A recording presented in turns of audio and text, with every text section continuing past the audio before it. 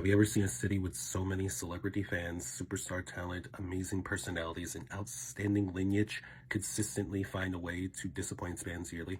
And yet LA teams will still be the top story on SportsCenter almost every single night. LeBron could take a shit on the court mid-game, and the first topic on First Take next morning will be, does the Lakers' poor play make LeBron too constipated and stressed? Welcome back to Y'all Hate Sports Part 23, LA Teams.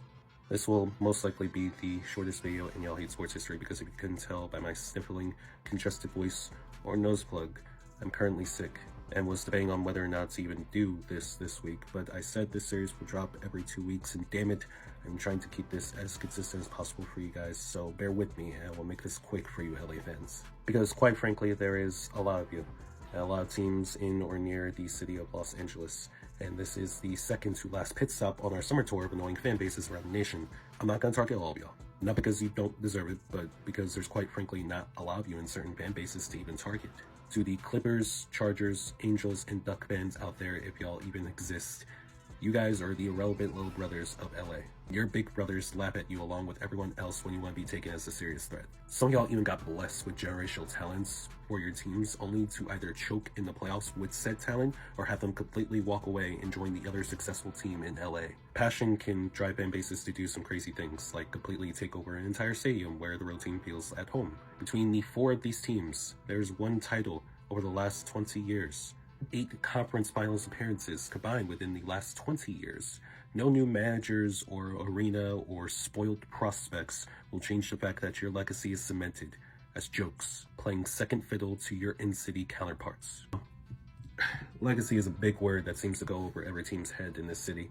Rams fans, your legacy is selling your soul for a Super Bowl. Now, I will say, out of the next 3 teams I will mention, their future has somehow become the brightest, which is honestly impressive because this team could not buy a free Slurpee from 7-Eleven a few years ago. The Rams were so broke and their draft picks were so thin, they were about to ask Sean McVay if he wanted to start an OF to keep the electric bill on. Because we all know Charger fans were bringing in revenue. There's barely any Rams fans to do that. Y'all left half of them in St. Louis. The jury is still out on the ceiling of this new core that you got, but Matt Stafford is not going to be around forever. And if you think Stetson Bennett is going to lead this team to glory, you must be drunk.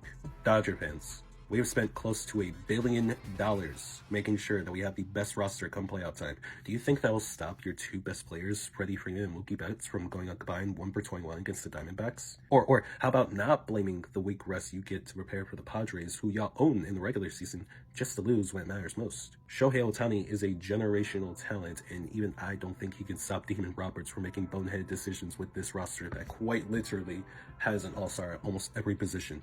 That bubble ring saved a legacy, which is funny when it pertains to the last team that I want to talk about, the Los Angeles Lakers, the golden child of the NBA. LeBron and AD got this team a title in the bubble too, and haven't been back to the NBA Finals since. No, as a matter of fact, since then, since 2020, you let Alex Caruso walk, you hired and fired 2 head coaches that had no reason being the head coaches of a team like that. You could have hired a coach that actually fits the mold of what most expect a Laker coach to be, but you offered him chump change, so he said, fine, I'll take my extension and money back to UConn. You paid Taylor Horton Tucker $30 million and watched him stink up the joint. Now he's a bench warmer for the Utah Jazz. You gave Taurean Prince way more minutes than he should have while refusing to make Roy Hachimura a starter, and got gamed and beat by Jamal Murray and the Nuggets in the playoffs. Twice. All while Jeannie Buss sits at her desk and watches.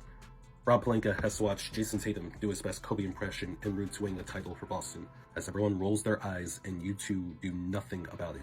Instead, you hire JJ Redick to fix your roster problems. JJ, a well-respected analyst, co-host of a podcast with LeBron, but only coaching experience is his son's 4th grade basketball team. And when LeBron says he will take a pay cut for y'all to improve the roster, you let guys like DeMar DeRozan, Klay Thompson, Jonas Valanciunas, amongst many others, all go through your hands. And now, in the stacked Western Conference, not much has changed with the roster except the fact that Bronny plays with his dad now. And spoiler alert for the casuals, Bronny James is not helping the Lakers win a championship this year. Lakers might not even make the playoffs this year, but don't let ESPN tell you that. They're almost obligated to give LA fans false hope with most of their content creators stationed out in Los Angeles. You don't need me a Philly fan to tell you just how miserable Laker fans are right now. They'll tell you it themselves. They gotta watch JJ Redick figure out how to make Cam Reddish a great basketball player, and if he can't, he's gonna be fired, and his legacy is gonna be tarnished, and that is bad ethics, and it's all thanks to Jeannie Buss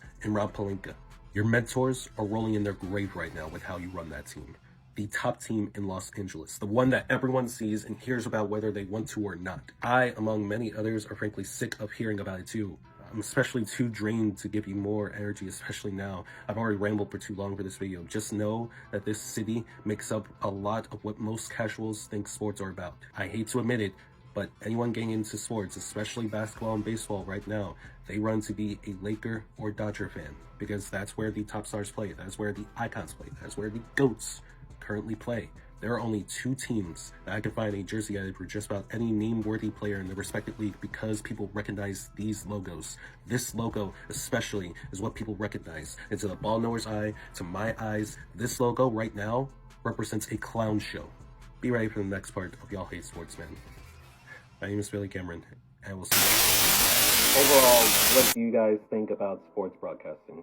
Should it be a thing? Should it not be a thing? I'm sure a lot of Philadelphia fans wish it wasn't a thing, but oh, trust me, Philly media is going to get their own separate video.